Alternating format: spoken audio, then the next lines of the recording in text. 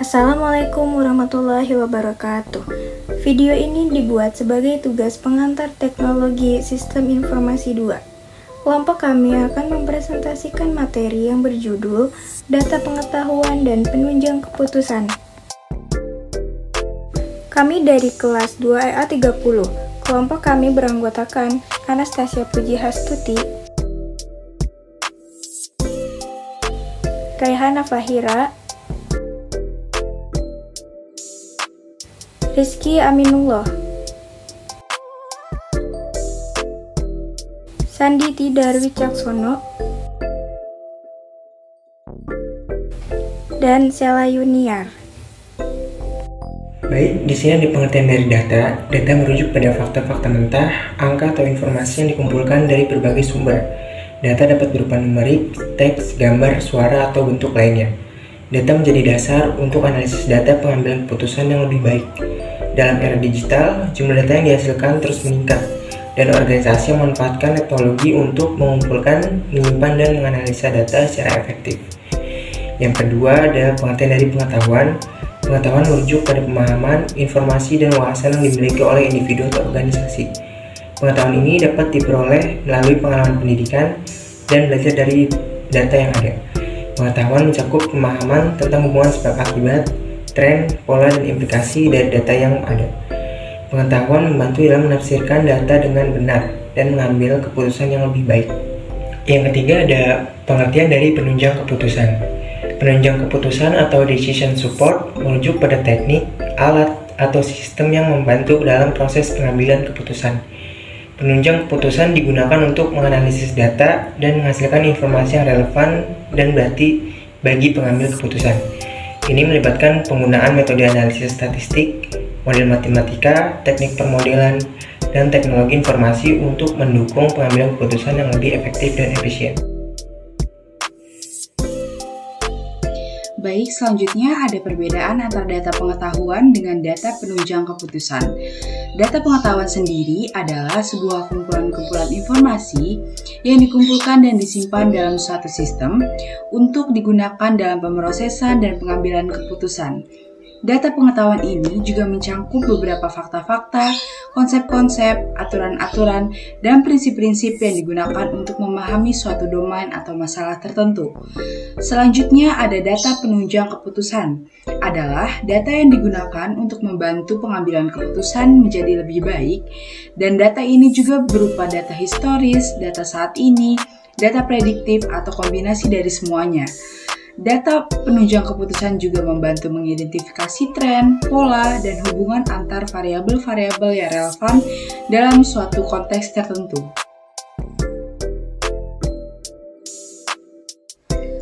Next, ada beberapa manfaat dalam pengambilan keputusan. Yang pertama, ada membantu menentukan keputusan. Jadi, dalam penentuan keputusan, pasti ada yang namanya penilaian. Dengan penilaian tersebut, keputusan akan menjadi beberapa pilihan. Yang kedua, ada mengurangi kesalahan pengambilan keputusan. Jadi, saat pengambilan sebuah keputusan, resiko yang paling berat adalah akibat yang ditimbulkan setelahnya. Misalkan, ada seorang manajer pada sebuah perusahaan yang menangani proyek pembangunan. Nah, untuk membuat konstruksi tersebut berdasarkan kondisi daerah dan kondisi lingkungan sesuai dengan ilmu yang Anda pelajari, Anda harus menentukan proyek pembangunan tersebut harus menggunakan bahan apa dan jenis apa. Yang ketiga, ada manajemen keputusan. Jadi, setiap pengambilan keputusan dapat dilakukan evaluasi. Dengan evaluasi tersebut, maka keputusan yang diambil bisa menjadi acuan untuk menentukan keputusan yang akan diambil di masa yang akan datang. Yang terakhir, ada penghematan waktu. Jadi, setiap sistem pendukung keputusan didesain agar mampu menentukan pengambilan keputusan dari segi waktu.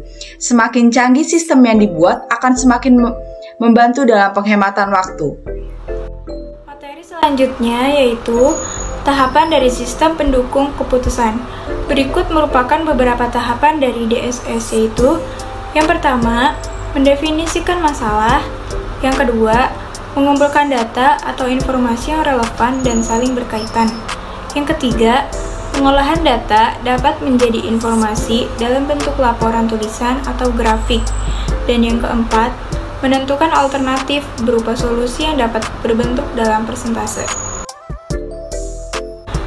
Materi selanjutnya yaitu tujuan penggunaan Decision Support System. Di dalam pengolahannya, DSS dibantu dengan berbagai sistem lain seperti Artificial Intelligence, Expert System, Fuzzy Logic, dan lain sebagainya. Sehingga tujuan dari penerapan SPK ini adalah sebagai berikut. Yang pertama, membantu dalam menyelesaikan permasalahan yang terbentuk secara semi-struktural. Yang kedua, mampu mendukung aktivitas manajer dalam mengambil sebuah keputusan dalam suatu masalah. Dan yang ketiga, mampu meningkatkan keefektifan bukan tingkat efisiensi dalam pengambilan keputusan. Selanjutnya ada macam-macam model dalam penunjang keputusan. Yang pertama ada data operasional digunakan sebagai bahan mentah untuk menganalisis kinerja, memahami tren, dan mengambil keputusan operasional. Yang kedua ada data historis digunakan untuk analisis retrospektif dan memahami pola serta tren dalam jangka waktu yang lebih lama. Yang ketiga ada data eksternal digunakan untuk memperluas wawasan dan pemahaman tentang faktor-faktor eksternal yang dapat mempengaruhi keputusan bisnis. Yang keempat ada data pengetahuan digunakan sebagai landasan untuk mengambil keputusan yang lebih baik dan untuk memberikan pedoman bagi personel dalam organisasi. Yang kelima ada data prediktif digunakan untuk mendukung pengambilan keputusan dengan menggambarkan hasil yang mungkin berdasarkan pola historis dan variabel lainnya. Yang keenam ada data visual membantu dalam menyajikan informasi secara intuitif, memvisualisasikan tren, membandingkan data, dan mendapatkan wawasan yang cepat. Selanjutnya ada contoh-contoh dari data pengetahuan. Yang pertama ada data keuangan. Data ini digunakan untuk menganalisis kinerja keuangan perusahaan dan membuat keputusan terkait investasi, pembiayaan, atau pengelolaan keuangan. Yang kedua ada data operasional. Data ini membantu dalam mengidentifikasi masalah operasional, meningkatkan efisiensi, dan mengoptimalkan proses bisnis. Yang ketiga ada data pasar. Data ini digunakan untuk menganalisis permintaan pasar, mengidentifikasi peluang bisnis, dan mengembangkan strategi pemasaran. Yang keempat ada data resiko. Data ini membantu dalam mengidentifikasi, mengevaluasi, dan mengelola resiko bisnis. Yang kelima ada data pelanggan. Data ini digunakan untuk membuat segmentasi pelanggan, mengidentifikasi peluang cross-selling atau upselling, dan meningkatkan revenue. Selanjutnya ada prinsip keputusan. Yang pertama, pendapat disampaikan secara santun. Yang kedua, menghormati pendapat orang lain yang bertentangan dengan pendapat kita. Yang ketiga, mencari titik temu di antara pendapat-pendapat yang ada secara bijaksana.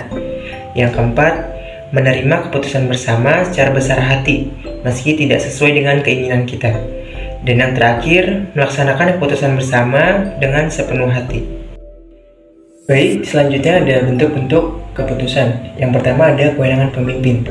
Kewenangan pemimpin atau orang yang dituakan sangat diakui. Pengambilan keputusan bersama yang diserahkan kepada pemimpin bukan hanya menjadi tradisi negara-negara timur saja.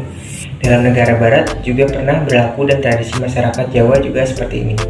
Saat ini acara pengambilan keputusan bersama yang diserahkan kepada pemimpin tersebut dinilai tidak cocok lagi, dan cara ini banyak dihindari dan bahkan ditinggalkan. Yang kedua ada keputusan suara terbanyak. Dalam pandangan ini, setiap memiliki hak suara yang sama tanpa melihat latar belakang sosial yang bersangkutan. Yang ketiga ada keputusan musyawarah mufakat. Musyawarah adalah proses pembahasan suatu persoalan dengan maksud mencapai keputusan bersama. Sedangkan mufakat adalah kesepakatan yang dihasilkan setelah melakukan proses pembahasan dan perundingan bersama. Jadi musyawarah mufakat merupakan proses membahas persoalan secara bersama demi mencapai kesepakatan bersama. Sekian presentasi dari kelompok kami, kurang lebihnya mohon maaf. Thanks for watching.